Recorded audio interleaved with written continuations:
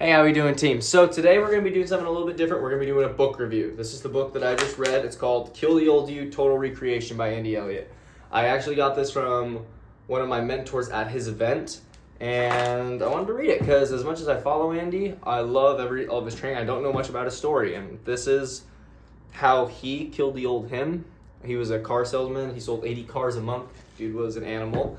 And then he sold all of his belongings with his wife and built a coaching company over $160 million in like 5 years. Dude, I mean, power couple. They're pretty cool. So I wanted to go into what I learned, some quotes that I liked, and what I learned from it. So I wanted to go to is page 109 to just talk about like the summary of this book. And the reason I go to this is because a lot of people who have seen clips of Andy know he's really extreme. He's very in your face.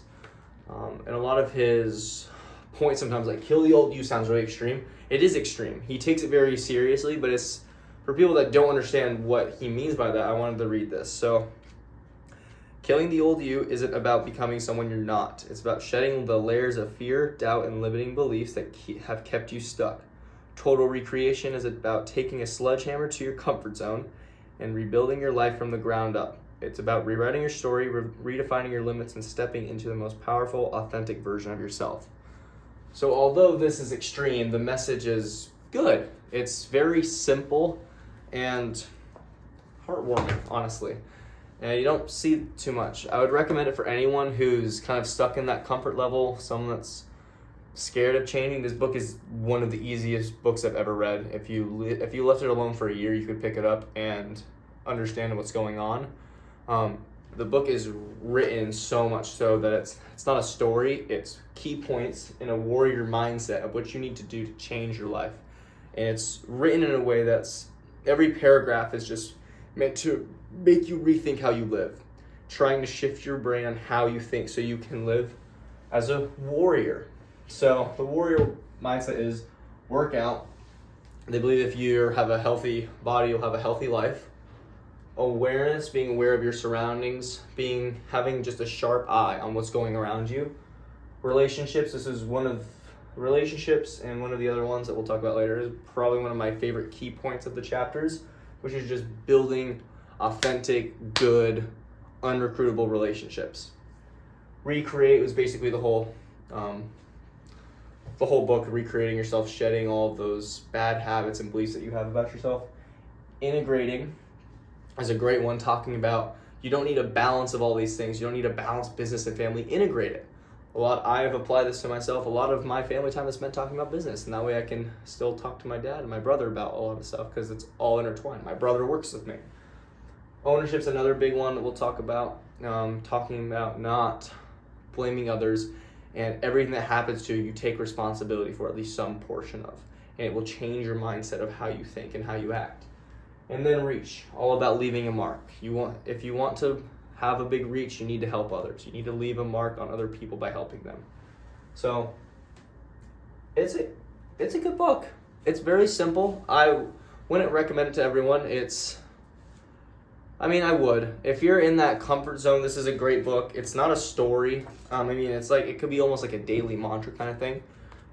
It's really easy to get through. I probably have read it for a total of like 5 hours to get through, which I'm a really slow reader, so don't hate me. And then some of the quotes that I want to go to, I have 3, was a definition of confidence, saying that I realize that true confidence comes from keeping promises to yourself. This is not something I've realized, but it's definitely something that looking back on when I didn't have confidence, definitely true. I didn't keep any promises to myself, and I would always tell myself I was a pretty big liar when I was a lot younger, and we never really talked about that, but that was something that I was really insecure about. Is I was really insecure on who I was, so I lied a lot, and I would always tell myself I would stop lying, and because of that, I had no confidence in who I truly was. So eventually, that's changed, but that was something that when I read that, I was like, wow, I've never thought of it that way. Another one was a paragraph in the relationships, and this stuck out to me because this is something that I'm terrified of.